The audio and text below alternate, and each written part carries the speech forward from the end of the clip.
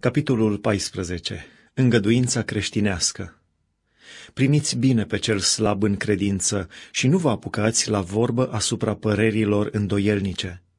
Unul crede că poate să mănânce de toate, pe când altul, care este slab, nu mănâncă decât verdețuri. Cine mănâncă să nu disprețuiască pe cine nu mănâncă, și cine nu mănâncă să nu judece pe cine mănâncă, fiindcă Dumnezeu l-a primit. Cine ești tu care judeci pe robul altuia? Dacă stă în picioare sau cade, este treaba stăpânului său. Totuși va sta în picioare, căci Domnul are putere să-l întărească pentru ca să stea. Unul socotește o zi mai pe sus decât alta, pentru altul toate zilele sunt la fel. Fiecare să fie deplin încredințat în mintea lui. Cine face deosebire între zile, pentru Domnul o face. Cine nu face deosebire între zile, pentru Domnul nu o face. Cine mănâncă, pentru Domnul mănâncă, pentru că aduce mulțumiri lui Dumnezeu. Cine nu mănâncă, pentru Domnul nu mănâncă și aduce și el mulțumiri lui Dumnezeu.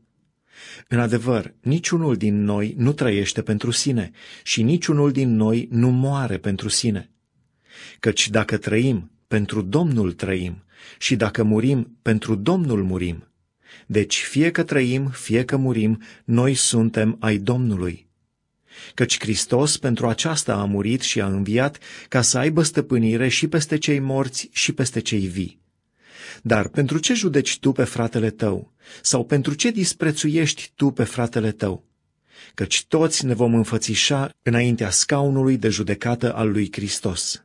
Fiindcă este scris: pe viața mea mă jur, zice Domnul, că orice genunchi se va pleca înaintea mea și orice limbă va da slavă lui Dumnezeu.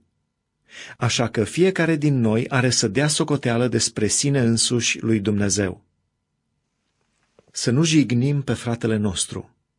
Să nu ne mai judecăm dar unii pe alții, ci mai bine judecați să nu faceți nimic care să fie pentru fratele vostru o piatră de poticnire sau un prilej de păcătuire.